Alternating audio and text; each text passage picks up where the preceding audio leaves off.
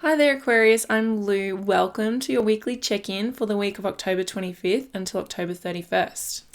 This week we are officially in Scorpio season. It started on Tuesday, okay? So we've got a month of Scorpio energy. We've got the sun there, we've got Mercury there, we've got Mars there for a little bit as well. Mars in rulership in Scorpio.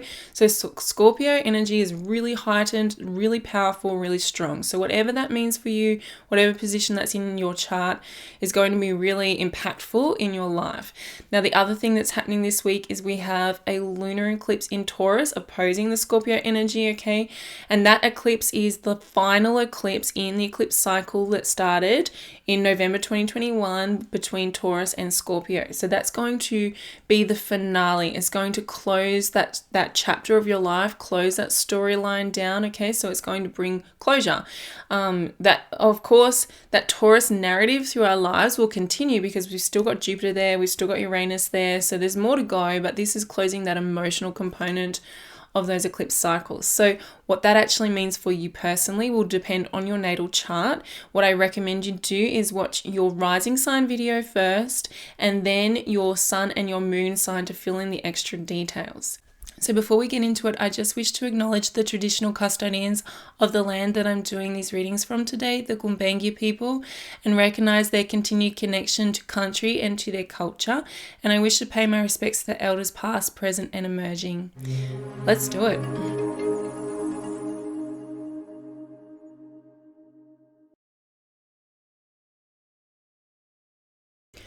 Hello there, Aquarius. Welcome to your weekly check-in. So this week we have the Taurus lunar eclipse happening on Saturday over the weekend, okay? This is the last eclipse in this eclipse cycle. It's closing out that eclipse cycle, creating closure, creating finalities, tying up loose ends. This eclipse cycle has been going since 2021. So have a think back over the eclipse seasons you've had since then, particularly in 2022. What came up for you? There's like a tying up of that stuff. Now, in Taurus represents your fourth house. The moon is very comfortable in the fourth house. It's the house that it naturally rules, okay? So this is a very emotional house. There's a lot of emotions coming up. We can see that in the cards, the Six of Cups. This is doing that emotional work on the going internal, going inside, doing that work in your inner realm, okay? This can be inner child work. It can be, well, mostly we will be doing inner child work when you start working with those deeper emotions because that's where they come from, right? So there may be like a little bit left of inner child work left for you to do to really just start to put this all in, to really start to integrate this. So it becomes a part of you. It's all integrated. The energy is connected and can shift.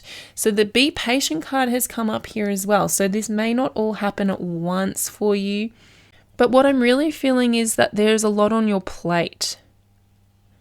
Okay, so we have the Eight of Wands here, which is things moving really quickly and the energy moving really quickly, but then you're told to be patient. So I feel like this is two messages here. One is that there's a lot on your plate. We're in a Scorpio season, 10th house season, so there may be a lot of demands on you, a lot of demands on your attention, a lot of external demands, the world really needing your attention, okay? But the other thing is I feel like there's like a rush of energy and you're really excited, but it can't all happen at once.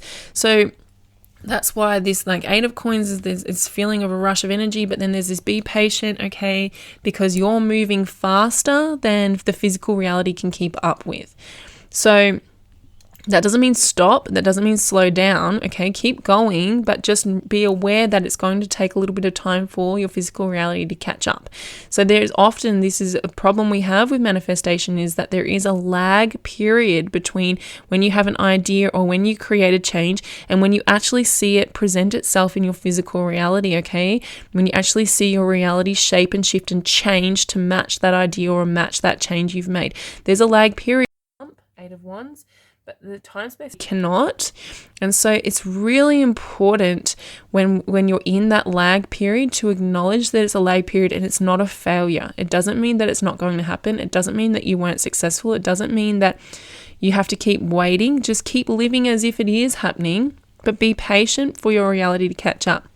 I can almost guarantee you that by the time your reality catches up with you, you'll be ready for the next thing and the next thing. And that's all a part of expansion and a part of growth and a part of life and being human. And that's all okay.